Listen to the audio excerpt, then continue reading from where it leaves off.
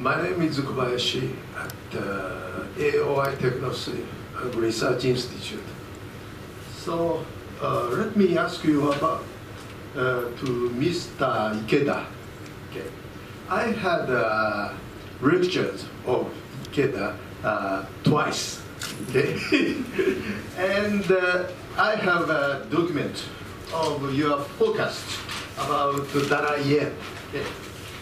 So your forecast is 2016 130 yen plus alpha to 2017 130 yen plus alpha. So anyway, let me ask you about your analysis is very clear and very seems to be truthful. Okay, and I'd like to ask you about your how will you analyze the Chinese situation, China unrest? Okay, so the devaluation of China will be very long, and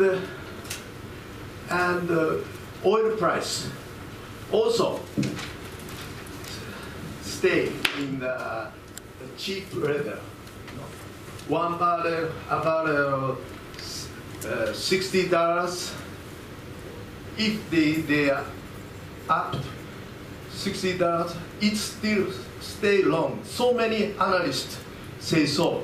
Okay, no. So in this case, how will you think? So let me ask you in Japanese. So do you understand my? No, yes, yes, perfectly okay. understood. Yes.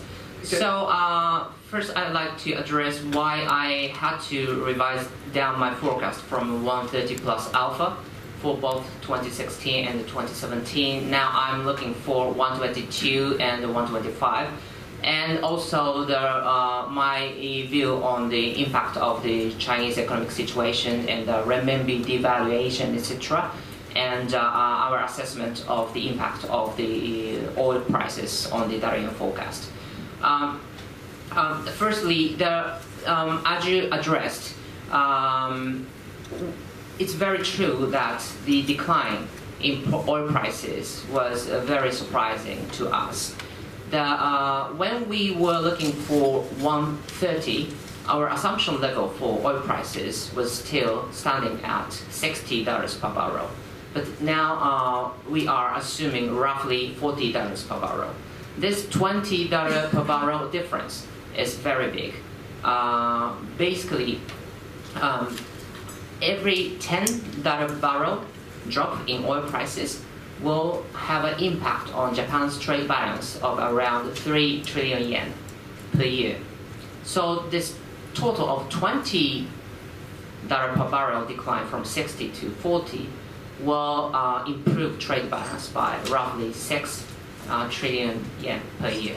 And this is, in my assessment, roughly having a negative impact on the dollar level by approximately 4 yen per year. So it's very true that one of the key reasons why we had to lower our dollar yen forecast is the lower assumption level for oil prices. And secondly, talking about the Chinese economic situation, last year the market was really surprised by the all of a sudden devaluation of the yuan exchange rate. However, the reality is that was just 3% depreciation of yuan, and that was pretty much in line with the decline in oil prices. And how I observed the PBOC's management of the yuan exchange rate was, if you look back the pattern of the CNY, it was clearly following the crude oil benchmark. So it looks as though from August to the end of last year, the PBOC was trying to align the CNY value with the fluctuation in oil prices so that it can offset any impact on import prices. And 4th of January, another surprise from the PBOC.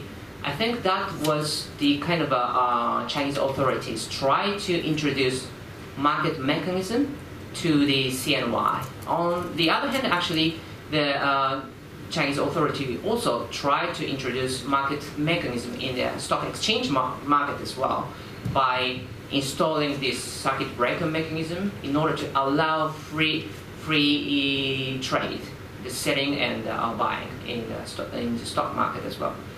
In any way, my take is after the or around G20 meeting, now the Chinese authority is trying to align the CNY level with the basket of currencies called CFEX.